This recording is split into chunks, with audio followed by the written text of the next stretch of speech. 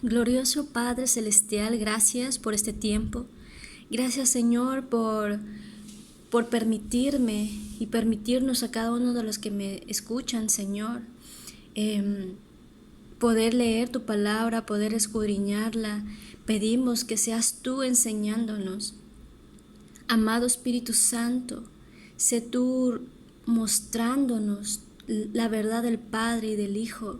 Sé tú encaminándonos y limpiándonos a esa vida plena en santidad que nuestro amado Señor nos pide y demanda de nosotros. Quita todo obstáculo en este momento.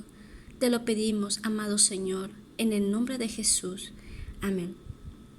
Bueno, hoy vamos a leer Hebreos capítulo 3, versículos 7 al 19. Dice así la bendita palabra de Dios. Tiene como título el reposo del pueblo de Dios. Por lo cual, como dice el Espíritu Santo, si oyereis hoy su voz, no endurezcáis vuestros corazones, como en la provocación, en el día de la tentación en el desierto, donde me tentaron vuestros padres, me probaron, y vieron mis obras 40 años, a causa de lo cual me disgusté contra esa generación y dije, siempre andan vagando en su corazón, y no han conocido mis caminos. Por tanto, juré en mi ira, no entrarán en mi reposo. Mirad, hermanos, que no haya en ninguno de vosotros corazón malo de incredulidad para apartarse del Dios vivo. Antes, exhortaos los unos a los otros cada día, entre tanto que se dice hoy, para que ninguno de vosotros se endurezca por el engaño del pecado. Porque somos hechos participantes de Cristo, con tal que retengamos firme hasta el fin nuestra confianza del principio.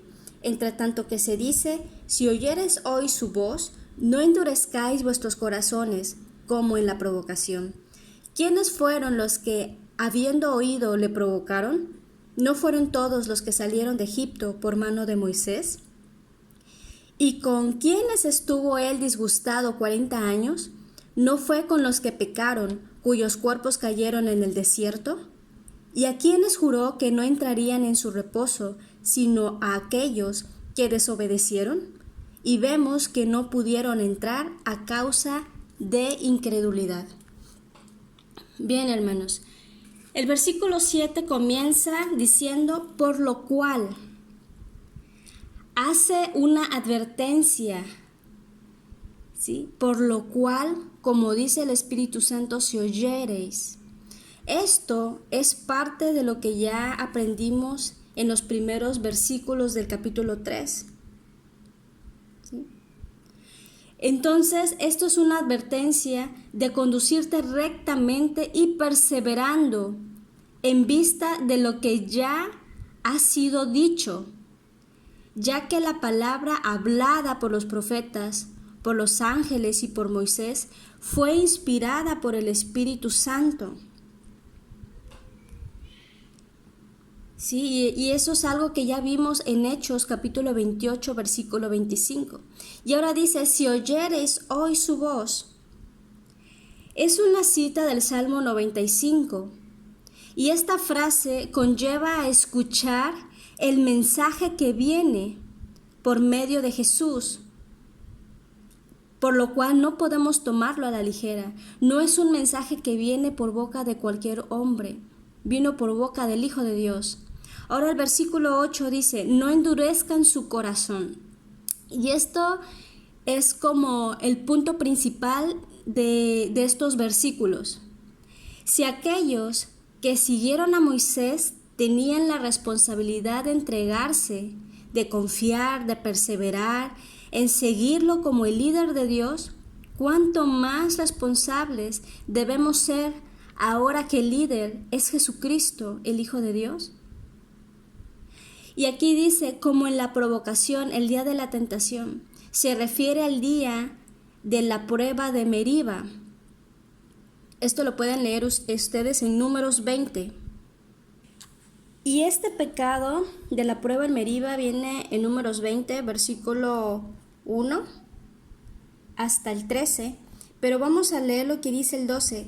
Y Jehová dijo a Moisés y a Aarón, es la parte en amarillo, por cuanto no creísteis en mí para santificarme delante de los hijos de Israel, por tanto no meteréis esta congregación en la tierra que les he dado.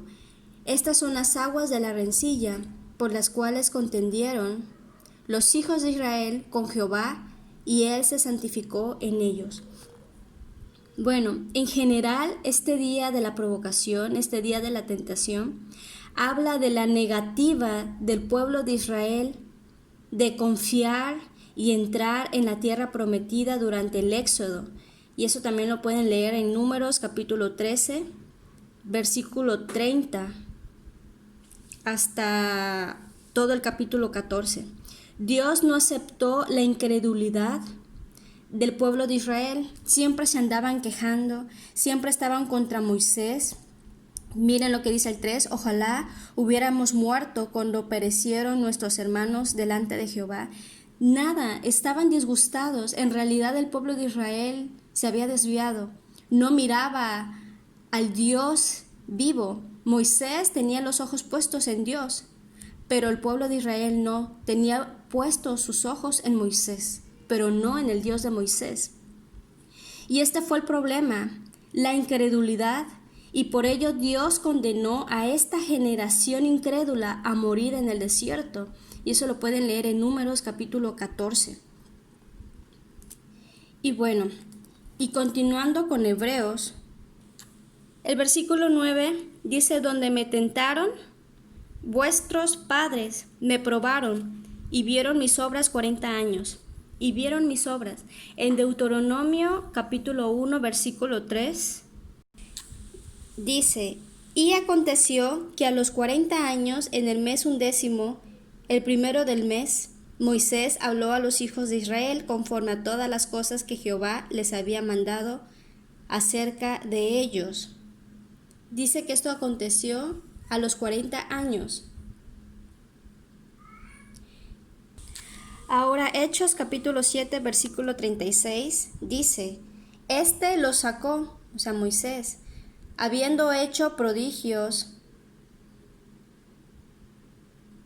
aquí se refiere a Dios, habiendo hecho prodigios y señales en tierra de Egipto y en el Mar Rojo y en el desierto por 40 años. O sea, el pueblo de Israel vio las maravillas de Dios, el poder de Dios, y aún así el pueblo de Dios endureció su corazón. Bueno, regresando a Hebreos, debido a la incredulidad, el pueblo de Israel enfrentó un juicio que terminó después de 40 años. Y esta advertencia de Hebreos fue escrita alrededor de 40 años después del rechazo inicial a Jesucristo por parte de los judíos. Entonces, la ira de Dios se acercaba rápidamente sobre los judíos que rechazaron a Jesús y culminaría con la destrucción romana de Jerusalén. Ahora el versículo 10 dice, a causa de lo cual me disgusté contra esa generación. Esto nos enseña que la ira de Dios se encendió contra esa generación a causa de su incredulidad. Ellos se negaron a confiar en Dios y en las grandes cosas que Dios había prometido y no quisieron persistir en la fe. Y ahora dice, siempre andan vagando en su corazón. Vamos a ver qué significa vagar en el corazón o con el corazón. Vagar significa andar errante, sin rumbo, sin un orden esperado, sin una finalidad ni un destino determinado. Y esto también implica estar ocioso, andar por varios sitios sin hallar lo que se busca. Y tiene una relación con fallar, con errar, con equivocarse. Esto es vagar. Y ahora dice, vagan con el corazón. Vamos a ver qué dice la Biblia sobre el corazón. Libro de Jeremías, capítulo 17, versículo 9. Dice, engañoso es el corazón más que todas las cosas y perverso. ¿Quién lo conocerá? Yo Jehová que escudriño la mente y que pruebo el corazón para dar a cada uno según su camino, según el fruto de sus obras. Pero aquí dice claramente que el corazón es engañoso. que el corazón es perverso, que ¿quién lo conocerá? Prácticamente nosotros mismos no conocemos nuestro propio corazón. Solamente Dios conoce nuestro corazón en realidad. Entonces, si el corazón es engañoso y vagar significa no tener un rumbo y andar errante y sin un orden, esto significa que vagar en el corazón es ir de un lugar a otro sin un destino fijo, siendo engañados, siendo confundidos por nuestras emociones, por nuestros sentimientos. Por eso Dios nos pide nuestro corazón. Es lo único que nos pide, que le entreguemos nuestro corazón. Proverbios capítulo 23, versículo 26 dice: Dame, hijo mío, tu corazón, y miren tus ojos por mis caminos. Dice, dame tu corazón. Proverbios 23, 17 dice: No tenga tu corazón envidia de los pecadores, antes persevera en el temor de Jehová todo el tiempo. Entonces, si le entregamos nuestra vida a Jesús, nuestro corazón se lo entregamos a Él y le entregamos todas nuestras pasiones, todo aquello que nos incomoda, todo aquello que codiciamos. Y primero ponemos en primer lugar el amar a Dios, el tenerle temor, respeto a Dios sobre todo. Entonces nos irá bien. Y hay muchos proverbios que nos instan a su búsqueda. Veamos el versículo 19, dice: Oye, hijo mío, y sé sabio, y endereza tu corazón al camino. Quiere decir que el corazón se desvía del camino de Dios, de sus caminos. Quiere decir también que hay otros caminos que no son los de Dios. Están los caminos del mundo, están los caminos que nos desvían de la voluntad y del propósito que Dios tiene para tu vida y tiene para nuestras vidas. Regresando al versículo 10, no tan solo dice que vagan o que vagaron con su corazón, sino que no conocieron sus caminos. Entonces, cuando vagamos en nuestros corazones, no conocemos los caminos de Dios. Ahora, ¿cómo son los caminos de Dios? Ok, lo vuelvo a repetir, Isaías 55, versículo 8 y 9. Dice: Porque mis pensamientos no son vuestros pensamientos, ni vuestros caminos mis caminos, dijo Jehová.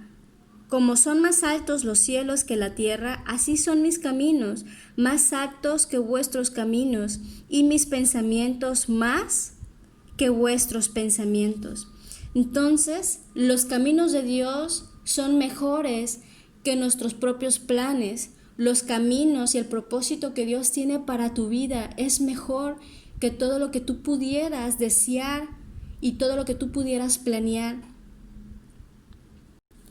Ahora Jeremías capítulo 29, versículo 11 al 13 dice: Porque yo sé los pensamientos que tengo acerca de vosotros, dice Jehová, pensamientos de paz y no de mal, para daros el fin que esperáis. Entonces me invocaréis y vendréis y oraréis a mí y yo os iréis. Entonces vemos nuevamente que los pensamientos que Dios tiene hacia nosotros son buenos, son de paz, son para darnos un futuro, para darnos una esperanza, y que cuando nosotros le invocamos a Él con nuestro corazón, en verdad, Él nos escucha y le podemos hallar, le podemos encontrar si le buscamos de todo vuestro corazón. Entonces aquí habla de una búsqueda sincera que implica un corazón sincero. Bien, con lo que hemos entendido hasta ahorita, ¿usted desea conocer los caminos y los propósitos de Dios para su vida? Si es así, debemos entender lo siguiente. En primer lugar, debemos de darle nuestro corazón a Jesús y hacerlo nuestro Señor en todo lo que hagamos, en todo. Nuestro corazón, nuestras emociones, nuestros pensamientos quedan sujetos al señorío de Jesús. En segundo lugar, debemos de pedirle perdón por nuestros pecados, despojarnos de todo pecado, de toda codicia, así como lo leímos en Proverbios 23:7, que nos enseña que no debemos de tener envidia de los pecadores, sino debemos de perseverar en el temor de Jehová todo el tiempo. De esta manera podemos perseverar en Él. Y en tercer lugar, debemos guardar sus mandamientos. ¿Cuán importante es guardar, es cumplir los mandamientos de Dios? Vamos a leer 1 de Juan, capítulo 2. Versículo 2 al 6 dice, y Él es la propiciación por nuestros pecados, y no solamente por los nuestros, sino también por los de todo el mundo. Y en esto sabemos que nosotros le conocemos si guardamos sus mandamientos. El que dice, yo le conozco y no guarda sus mandamientos, el tal es mentiroso y la verdad no está en él. Pero el que guarda su palabra, y en este verdaderamente el amor de Dios se ha perfeccionado. Por esto sabemos que estamos en él. El que dice que permanece en él debe andar como él anduvo. Entonces, aquí vemos desde el versículo 5 que debemos de guardar los mandamientos de Dios. Y el guardar su palabra, el cumplir, el aplicarla en nuestra vida nos va a hacer amar a Dios. Y Él nos va a ir perfeccionando porque nos vamos a empezar a esforzar a hacer lo que Él nos está pidiendo que hagamos. Y esto va a ser una señal de que estamos con Dios, de que somos verdaderos hijos suyos, de que le pertenecemos a Él. Y esto es algo que debemos hacer constantemente, es un esfuerzo constante. Y esto nos mantendrá en su propósito, dirigidos por su Espíritu Santo y no por nuestro corazón ni por nuestras emociones. Romanos capítulo 8 versículo 14 dice que porque todos los que son guiados por el Espíritu de Dios, estos son hijos de Dios. Verdaderamente podemos ser guiados por el Señor. Y esto es algo maravilloso. Implica un esfuerzo, pero es algo maravilloso. Regresando a Hebreos, el versículo 11 dice, por tanto juré en mi ira, no entrarán en mi reposo. Entonces, como vagamos en nuestro corazón, no conocemos sus caminos y por lo tanto no disfrutaremos de sus beneficios, no disfrutaremos del descanso que viene de Dios. ¿Y qué significa el reposo de Dios? Bueno, el reposo significa descansar después de un trabajo duro, hablando de una manera generalizada. Y muchas veces pasamos mucho tiempo cautivos en nuestras aflicciones y nos preguntamos por qué esta o aquella situación nos sigue doliendo, por qué me sigue dañando esto que pasó hace mucho tiempo, por qué no encuentro paz a este problema, ¿por qué? Es porque buscamos la cura y buscamos la ayuda fuera de Dios. Y al hacer esto vagamos en nuestro corazón con miles de pensamientos que nos agobian y sentimientos que nos oprimen en un estado de derrota y de soledad. A veces buscamos la ayuda en la psicología, buscamos la ayuda en las cartas, buscamos la ayuda en alguna amistad que solamente quizás no son consejos certeros que te conlleven a buscar a Dios. Entonces empezamos a meternos en otras cosas que no tienen que ver con Dios. Recordemos que Filipenses capítulo 4 versículo 7 habla de una paz que sobrepasa todo entendimiento, es decir, una paz que no puede ser comprendida, y es precisamente la paz sobrenatural de Dios la que nos mantiene de pie en momentos realmente difíciles, en momentos duros. Su paz es el reposo de esperanza, de sanidad y de fortaleza que mantendrá nuestros pensamientos y mantendrá nuestras emociones y nuestro corazón alineado a Dios, a su voluntad perfecta. Por esta razón, también muchas veces atravesamos circunstancias difíciles a las que no les vemos salida, que a pesar de hacer nuestro mayor esfuerzo no podemos salir de esa crisis. Y seguimos afligidos y seguimos angustiados por el mismo problema un día, una semana, un mes.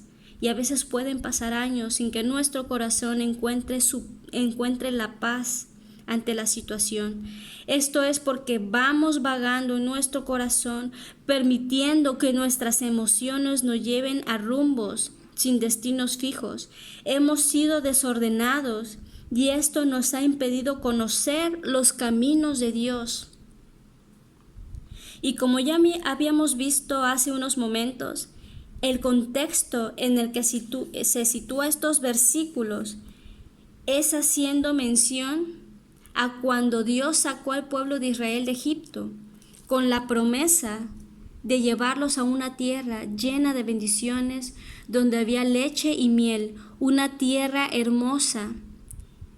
Y esa era la promesa, ese era el camino que Dios había fijado para su pueblo de Israel, pero el pueblo empezó a ver el largo camino por el desierto. Y poco a poco dejaron que las circunstancias los cegaran. Esto hizo que se dejaran llevar por sus emociones e impulsos.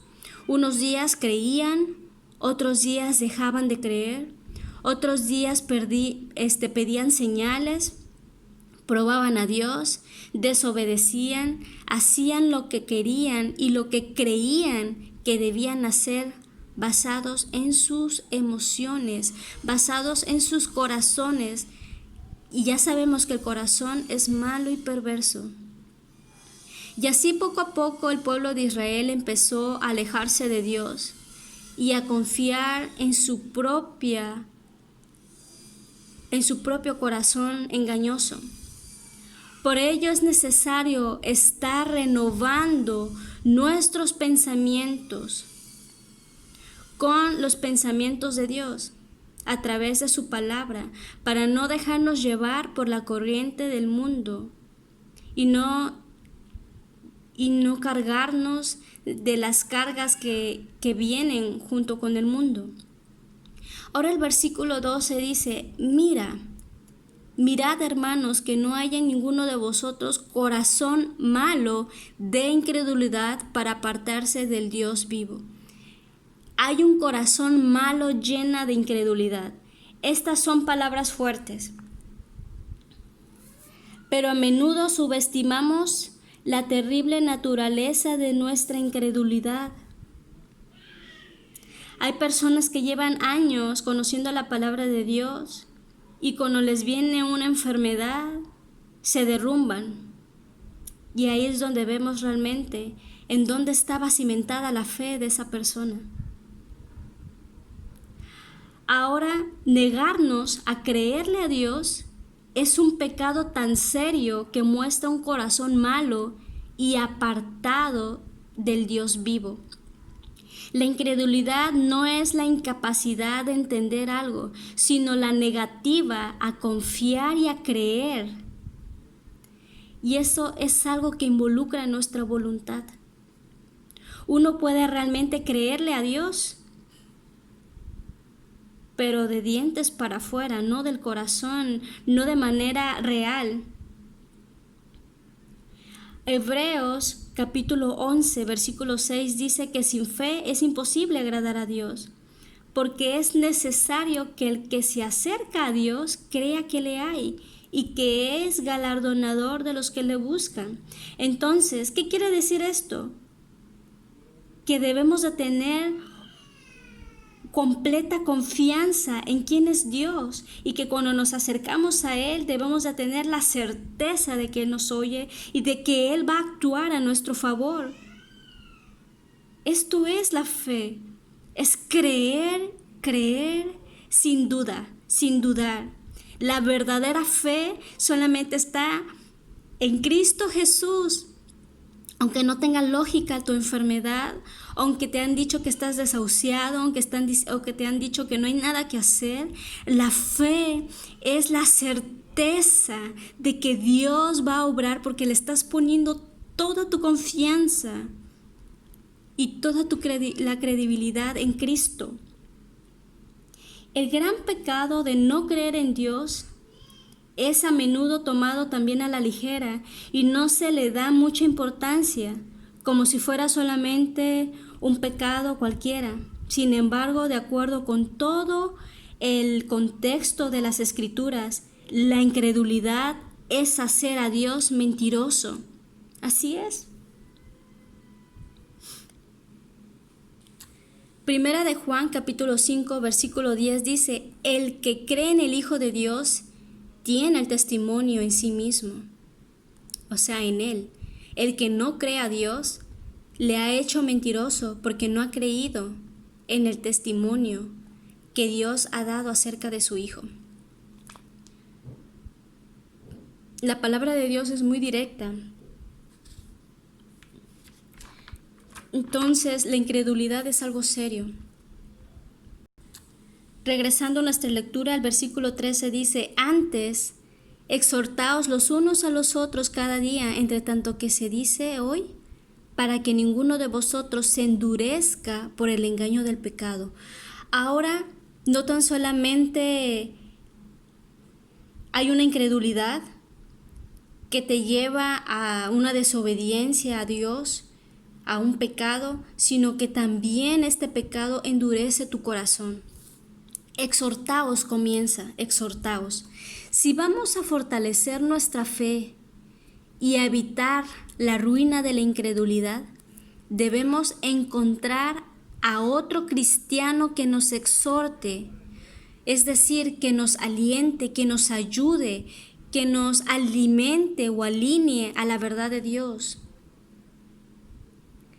¿Qué tan en serio nos tomamos la responsabilidad de exhortar, de alentar los unos a los otros cada día? Juzgamos y criticamos bastante bien, pero ¿qué tan bien exhortamos en realidad? ¿Qué tanto te preocupas por tu hermano que lo ves desanimado?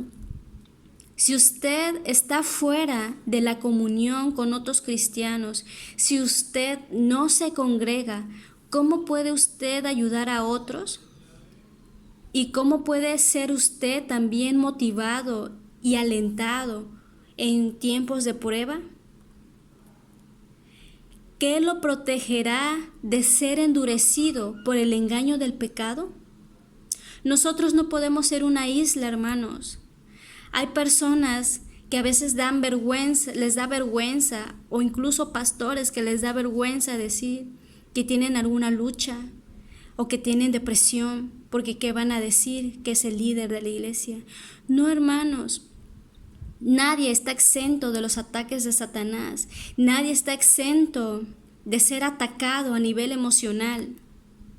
Una encuesta mostró que más del 78% del público en general y el 70% de la gente que va a la iglesia creen que usted y yo podemos ser un buen cristiano sin ir a la iglesia.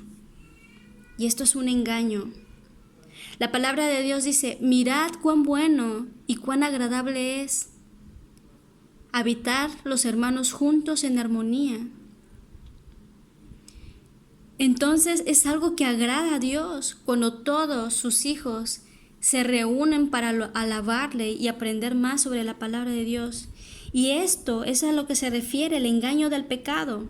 El pecado de la incredulidad y cualquier otro pecado en general tiene sus raíces en el engaño. Y la incredulidad nos endurece, el pecado nos hace insensibles a la moral de Dios. Y al principio podemos notar la verdad de Dios de lo falso, del engaño del pecado, pero a medida que vas practicando el pecado, a medida que lo vuelvas a cometer una y otra vez, el corazón se va insensibilizando, se endurece. Y esto es lo que le pasó a los judíos y a los fariseos. Y eso lo pueden leer en Juan capítulo 12, versículo 37 al 40. ¿Te has preguntado por qué una persona mata y ya después se convierte en un asesino serial? porque el pecado insensibiliza, quita la naturaleza de bondad del hombre, quita todo eso. El pecado realmente endurece el corazón de la persona. Ahora el versículo 14. Bueno, este versículo 14 dice que somos hechos participantes de Cristo, y esto nos remonta a la enseñanza que ya tuvimos de Hebreos capítulo 3, 1 al 6, donde vimos que participamos junto con Jesús porque Él es nuestro hermano mayor y nosotros somos sus hermanos santos. Y como tales Dios nos ha llamado a una vida santa. Primera de Pedro capítulo 1, 15 y segunda de Pedro capítulo 1, 10 nos dice que debemos esforzarnos a estar firmes en la vocación y en la elección con que fuimos llamados.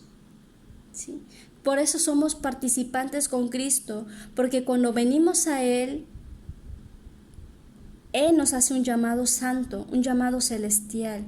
Tenemos una vocación en la cual perseverar. Si en verdad nos hemos hecho participantes de Cristo, si en verdad hemos escuchado su voz, entonces estaremos firmes hasta la venida de Jesucristo, quien es nuestra confianza. Ahora el versículo 15 dice, entre tanto que se dice, si oyereis hoy su voz, no endurezcáis vuestros corazones como en la provocación. Con frecuencia decimos que nuestros corazones han sido endurecidos por otros, o por las circunstancias, por lo que vivimos en nuestra niñez, pero la verdad es que nosotros endurecemos nuestros propios corazones en respuesta a lo que nos puedan hacer. Y el versículo 16 al 19 dice, ¿quiénes fueron los que haciendo oído lo provocaron? Bueno, todos estos versículos del 16 al 19 nos enseñan que no es suficiente tener un buen comienzo. Así es. Dice, ¿quiénes fueron los que habiendo oído le provocaron? Dice, habiendo oído. Como nación, Israel tuvo un buen comienzo. Después de todo, se requirió mucha fe para cruzar el Mar Rojo. Sin embargo, todos los de la primera generación perecieron, murieron en el desierto, excepto por 2 hombres, Josué y Caleb. El versículo 18 vuelve a decir, no entrarían en su reposo. 11 veces en el libro de Hebreos capítulo 3 y 4 se habla de entrar en el reposo de Dios. Y en el versículo 19 se revela la clave para entrar en ese reposo. Y vemos que no pudieron entrar a causa de incredulidad. Entonces, ¿cuál es lo opuesto de ser incrédulo? Creer. El versículo 19, entonces, uno pudiera ser tentado a pensar que la clave para entrar a su reposo es la obediencia, especialmente por lo que dice Hebreos 3:18, cuando dice, y a quienes juró que no entrarían en su reposo, sino a aquellos que desobedecieron.